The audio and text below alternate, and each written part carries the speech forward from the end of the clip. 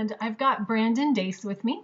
Brandon is a ultra marathoner. So of those of you who do not know what an ultra marathoner is that's a 100-mile run in one day. Yes, that is a long day. I am not an ultra marathoner, but I wanted to have Brandon share his story about his 100-mile runs. But I thought it was really cool that you told me about the Wasatch and that you were training for that. And then I don't know if people are familiar with the fact that you can track runners. So I was kind of being a stalker on the day that he ran, just because I wanted to see, how well Brandon was doing, because it was his first 100-mile run Right. last year.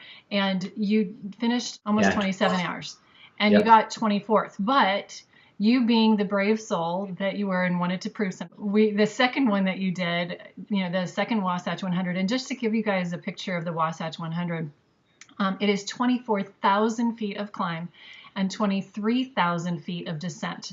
And this is up in the mountains. So the maximum elevation is over 10,000 feet. Minimum is over 5,000. So you look at that is a lot of need of oxygen for your body. Yep. So last year he got 24, you got 24th, I guess. And then I was surprised when I called the store one day to talk to you that you were out running the Western States, which I was like, what? He's got another one that he's doing. I knew you were going to do the Wasatch, but that one was in June? Yeah, it's June. Yep. June. And that one doesn't have as much of a climb and descent, but you were telling me that has to do more with temperature that you got to deal with. Yeah. It was really hot, especially that day. It got up to 108 degrees. Oh my gosh. And you're running 100 miles. I had a pretty rough day that day, but it still went pretty good. You did it in 22 hours. It was a rough day. So But I think you did it. You did left. I left a few things out on the course. I want to go back, but it was really fun. And then, then your victory lap for the Wasatch, because that had been so disappointing, frustrating for you the year before. You placed 10th in the Wasatch this year in 2018, and your time was 24:39. 24:39 for a 100-mile run, and cutting off that much time when you had done a good job the year before.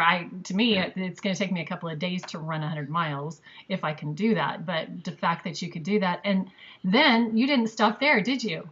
What did you do at the end of the month? I had a really good experience at Wasatch this year. Uh-huh. I'm still happy with 10th place and the way the day transpired, but I felt like there was a couple of small things that I could have done better. Mm-hmm.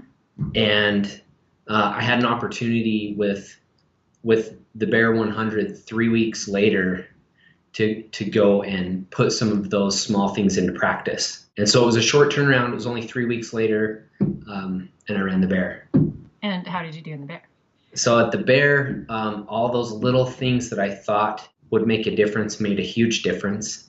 And I ended up placing 8th, and I ran it in 22 hours and 26 minutes. And the Bear is pretty tough. Still has about 24,000 feet of climb, and it's not quite as grueling as Wasatch by what I saw on the basic notes on it, but still 2 in 1 month, 200-mile runs. That's amazing. Yeah. And then I talked to you a couple days later, and you're like, yeah, good.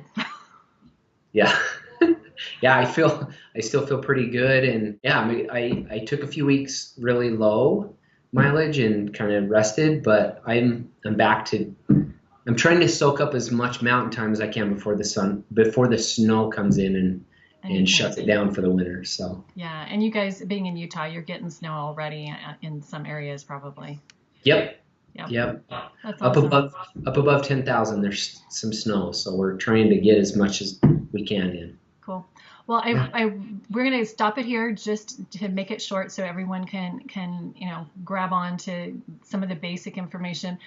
Show you the Cell Power again, if that's something that you want to try out. Cell Power by Positive Power Nutrition. That's great. And then the Super Silica is the other one. I want to do another time with you, Brandon. I'd like to talk about what were those little things that you did that changed, that made a big difference for the Bear, because I think that would be beneficial for others to know. Okay, great. Awesome.